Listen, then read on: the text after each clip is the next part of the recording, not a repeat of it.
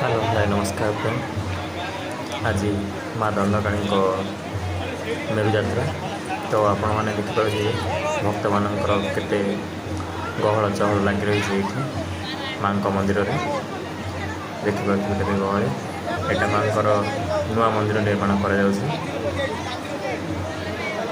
ତ ଆପଣମାନେ ଦେଖିପାରୁଥିବେ କେତେ ଜନଗହଳି। କିଛି ସମୟ ପରେ ମାଙ୍କର ସ୍ନାନ ମଣ୍ଡପରେ ସ୍ନାନ କରାଯିବ। ସେଥିପାଇଁ ବୋଲି କଳସରେ ସବୁ ପାଣି ନେଇ ରଖାଯାଉଛି। ମାଙ୍କୁ 7 କଳସ ପାଣିରେ ସ୍ନାନ କରାଯାଇ ଯଜ୍ଞ ମଣ୍ଡପକୁ ନିଆଯିବ। ତ ଆପଣମାନେ ଦେଖିପାରୁଥିବେ ଲୋକମାନଙ୍କର ଗହଳ ଚଳରେ ଦଣ୍ଡମାନେ ପାଟଦଣ୍ଡଙ୍କୁ ନେଇ ଆସିଛନ୍ତି। ତ ସେ ବର୍ତ୍ତମାନ ଆସି ସ୍ନାନ ମଣ୍ଡପରେ ପହଞ୍ଚି ସାରିଛନ୍ତି। ଏବେ ମାଙ୍କର ସ୍ନାନ ହେବ। ପାଟଦଣ୍ଡଙ୍କ ସ୍ନାନ ପରେ ଏଠି ଆପଣମାନେ ଦେଖିପାରୁଥିବେ ଦଣ୍ଡମାନେ ବି ସବୁ ରେଡ଼ି ହେଇ ଅଛନ୍ତି ମାଙ୍କ ସ୍ନାନ ପାଇଁ। ତ ଆପଣ ଦେଖିପାରୁଥିବେ ମାଙ୍କର ସ୍ନାନ କେତେ ଲୋକ ଗହଳ ଚହଳରେ ମାଙ୍କର ଆଜି ସ୍ନାନ ମଣ୍ଡପରେ ସ୍ନାନ କରାଯିବ। ତ କିଛି ବନମନ୍ତ୍ର ଦିଆଯାଉଛି ଏଠି ପାଟଦଣ୍ଡଙ୍କ କାନରେ। ଆପଣମାନେ ଦେଖିପାରୁଥିବେ ପ୍ରଥମେ ନୂଆ ବସ୍ତ୍ର ପରିଧାନ କରନ୍ତି। ପାଟଦଣ୍ଡରେ ନୂଆ ବସ୍ତ୍ର ପରିଧାନ କରିସାରିବା ପରେ ତାଙ୍କୁ ସେହି ସ୍ନାନ ମଣ୍ଡପରେ ସ୍ନାନ କରାଯାଏ। ତ ଆପଣ ଦେଖିପାରୁଥିବେ ପ୍ରଥମ କଳସର ପାଣି ତାଙ୍କୁ ସ୍ନାନ କରାଯାଉଛି ଓ ଯେଉଁ ସବୁ ଭକ୍ତଗଣମାନେ ଯେଉଁ ଦଣ୍ଡୁଆମାନେ ତାଙ୍କ ସହ ଅଛନ୍ତି ସେମାନେ ତାଙ୍କୁ ସ୍ନାନ କରିବାରେ ସାହାଯ୍ୟ କରୁଛନ୍ତି। ମାଙ୍କୁ ପୁରା 7 ମାଠିଆ ପାଣିରେ ସ୍ନାନ କରାଯିବ। ତ ଆପଣମାନେ ଦେଖିପାରୁଥିବେ କେମିତି ମାଙ୍କ ସ୍ନାନ ଚାଲିଛି। ପ୍ରଥମେ ପାଟଦଣ୍ଡଙ୍କ ସ୍ନାନ ହୁଏ। ସ୍ନାନ ଯେଉଁ 7 ମାଠିଆ ପାଣିରେ ସ୍ନାନ ହେଇସାରିବା ପରେ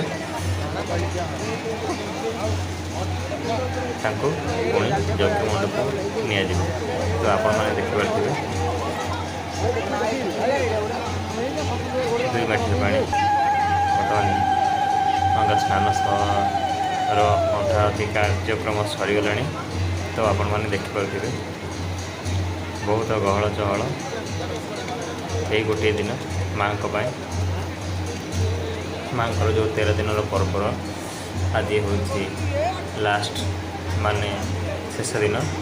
ତ ଯେଉଁ ଭକ୍ତମାନେ ସବୁ ମାଙ୍କ ପାଇଁ ବ୍ରତ ଓଷା କରିଥାନ୍ତି ସେମାନେ ମାଙ୍କ ମନ୍ଦିରରେ ଆସି ପୂଜା କରନ୍ତି। ତ ଏଠି ଦେଖିପାରୁଥିବେ ସ୍ନାନ ଚାଲିଛି। ତ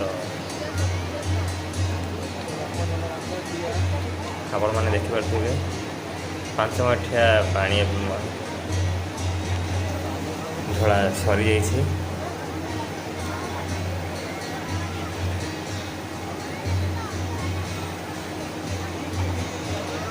ଆପଣମାନେ ଦେଖିପାରନ୍ତି ବହୁତ ମାତ୍ରାରେ ଗହଳି। କେତେ ଦୂର ଦୂରାନ୍ତର ମାଙ୍କର ଏହି ଶେଷ ପର୍ବ ଦେଖିବା ପାଇଁ ବହୁତ ଭକ୍ତଗଣ ଆସିଥାନ୍ତି। ତ ଆପଣ ଦେଖିପାରୁଥିବେ କେତେ ଗହଳି। ମାଙ୍କ ରାସ୍ତା ଭଲ ଭାବରେ କେମିତି ସବୁ ଅସୁବିଧା ନ ହୁଏ ସେ ହିସାବରେ ସମସ୍ତେ ଜଗି ଅଛନ୍ତି ବାହାରେ। ତ ଆପଣ ଏବେ ଦେଖିପାରୁଥିବେ ପୁରୋହିତ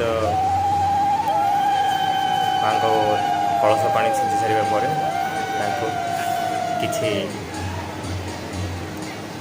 ମାଙ୍କର ଭୋଗ ଦେଲେ ଖାଇବା ପାଇଁ। ଆଉ ମାଙ୍କର ଆଶୀର୍ବାଦ ଯେଉଁ କଳସ ପାଣି ସେ ଦେଖିପାରୁଥିବେ ଆପଣ ହାତରେ ଧରିଛନ୍ତି। ତ ତାଙ୍କୁ ମାଙ୍କୁ ବରଣ କରିବା ପାଇଁ ବର୍ଣ୍ଣମାଳା ଦିଆଗଲା।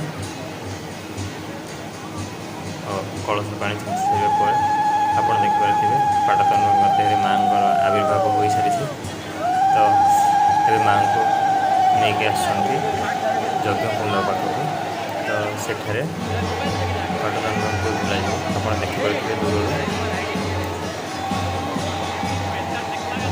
ଯଜ୍ଞକୁଣ୍ଡରେ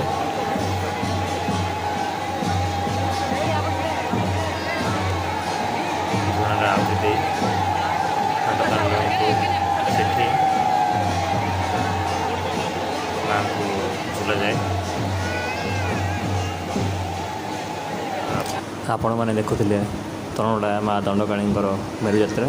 ତ ଆପଣଙ୍କୁ ଯଦି ଭିଡ଼ିଓଟି ଭଲ ଲାଗିଲା ତାହେଲେ ଆପଣ ନିଶ୍ଚୟ କମେଣ୍ଟ ମାଧ୍ୟମରେ ଜଣାଇବେ ଓ ଭିଡ଼ିଓକୁ ଲାଇକ୍ ସେୟାର ସବସ୍କ୍ରାଇବ୍ ନିଶ୍ଚୟ କରିବେ। ରହୁଛି ନମସ୍କାର। ଜୟ ମା ଦଣ୍ଡକାଳୀ।